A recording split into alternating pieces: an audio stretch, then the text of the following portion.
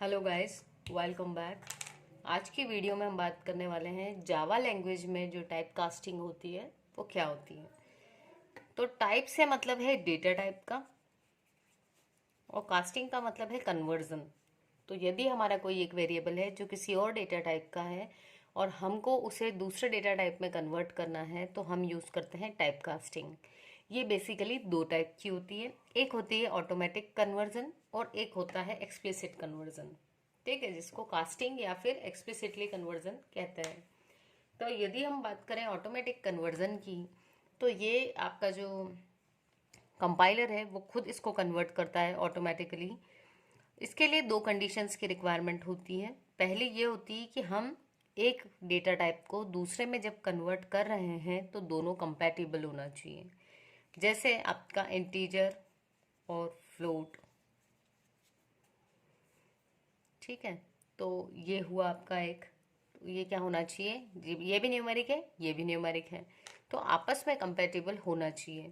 दूसरी चीज़, अगर आप एक वेरिएबल को दूसरे में कन्वर्ट कर रहे हो तो हमेशा क्या होगा, ऑटोमेटिक वाले में आपका लोअर डेटा टाइप से हायर डेटा टाइप में कन्वर्ट होगा। ठीक है, जैसे अगर इंटीजर की बात करें तो बाय डिफॉल्ट हम कह रहे हैं ये 2 बाइट लेता है और फ्लोट आपकी 4 बाइट लेता है। तो इंटीजर से फ्लोट में कन्वर्जन हो सकता है क्योंकि ये आपका स्मॉलर था डेटा टाइप और ये किस में कन्वर्ट होगा, लार्जर में। तो ऑटोमेटिक की ये दो कंडीशंस आपको याद रखनी है। First, they must be compatible and second is जो आपका डेस्टिनेशन है वो लार्जर होना चाहिए देन सोर्स। अब यदि इसके एग्जाम्पल की बात करें हम यहाँ पर, तो देखें ए जो है इसका डेटा टाइप है इंटीजर और बी जो है भले ही हमने वैल्यू उसमें इंटीजर लिए लेकिन इसका डेटा टाइप है फ्लोट। अब क्या होगा, जब एक इंटीजर और दूसरे फ्लोट में कोई ऑपरेशन परफॉर्म करते हैं तो पहले बात में पहला ही क्या होगा, ऑटोमेटिक कन्वर्जन, वो इस इंटीजर को भी फ्लोट में कन्वर्ट कर देगा। तो ये जो ए है ये भी फ्लोट बन जाएगा और ए की वैल्यू को बी से डिवाइड करेंगे और जो रिजल्ट होगा वो फ्लोटिंग पॉइंट नंबर ही होगा जो किसमें सेव हो जाएगा, सी में। और सी भी कैसा है, हमारा एक फ्लोट वेरिएबल।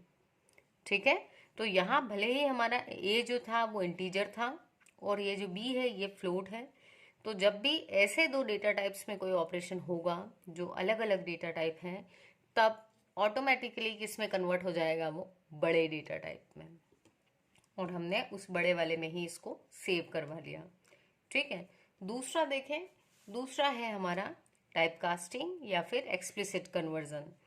इसका सिंटेक्स ये होता है कि जिस भी वेरिएबल का आपको डेटा टाइप बदलना है तो उस वेरिएबल के आगे आप ब्रैकेट लगा के नए डेटा टाइप को लिख देंगे जिस वाले में आपको कन्वर्ट करना है। जैसे देखो, जावा में बाइट भी एक डेटा टाइप होता है ना, जो इंटीजर से छोटा होता है। तो यहाँ हमने एक बाइट नाम का, बाइट डेटा टाइप का बी नाम का एक वेरिएबल बनाया, एक आई बनाया इंटीजर टाइप का और इसमें वैल्यू दे दी 257। डबल में भी हमने कुछ वैल्यू असाइन कर दी। अब हम क्या कर रहे हैं, ये जो एक्सप्लिसिट कन्वर्जन है इसमें जनरली हम बड़े डेटा टाइप से छोटे डेटा टाइप में जाते हैं। ठीक है, तो इसमें हम ये जो आई था ये कैसा था, इंटीजर, और हम उसको किस में कन्वर्ट कर रहे हैं, बाइट में, छोटे डेटा टाइप में। तो ये क्या करेगा, आई की वैल्यू जो है वो अब जो 257 है उसको छोटी वैल्यू करना है क्योंकि आपका आई जो था इंटीजर होने के कारण 2 बाइट ले रहा था और जबकि जो बाइट है ये किसको डिनोट करता है, 1 बाइट को। तो 2 बाइट के डेटा को उसको किस में कन्वर्ट करना है, 1 बाइट में, और वैल्यू कितनी थी, 257। तो इसमें क्या होता है, ये मॉड्यूलो पे काम करता है।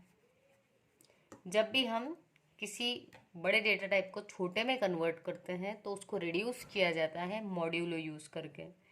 तो मॉड्यूलो कैसे यूज़ करेंगे, इस बाइट की जो फाइनल रेंज है जो होती है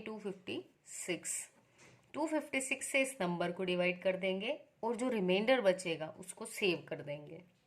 ठीक है, तो अगर ये चीज़ नहीं भी समझ में आई हो तो आप ये ज़रूर समझें कि एक्सप्लिसिट कन्वर्जन में हम बड़े डेटा टाइप को छोटे में कन्वर्ट करते हैं ये सिंटैक्स यूज़ करके। एक दूसरा एग्जाम्पल भी है हमारे पास, इसको देखें। एक डबल क्या होता है, फ्लोट से ज़्यादा रेंज जो अगर चाहिए हमको ऐसे डेसिमल वाली वैल्यू में तो हम डबल लेते हैं। ठीक है, तो हमने एक वेरिएबल लिया डी, ये कैसा डेटा टाइप है, डबल, और इसकी कुछ वैल्यू भी है।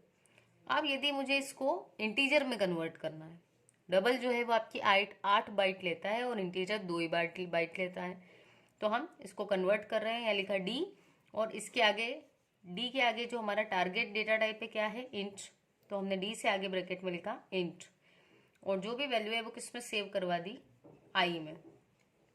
तो अब क्या होगा, ये जो डबल था इसका ये वाला जो पार्ट था ये हट जाएगा और सिर्फ जो इंटीजर वाला पार्ट था वो सेव होगा।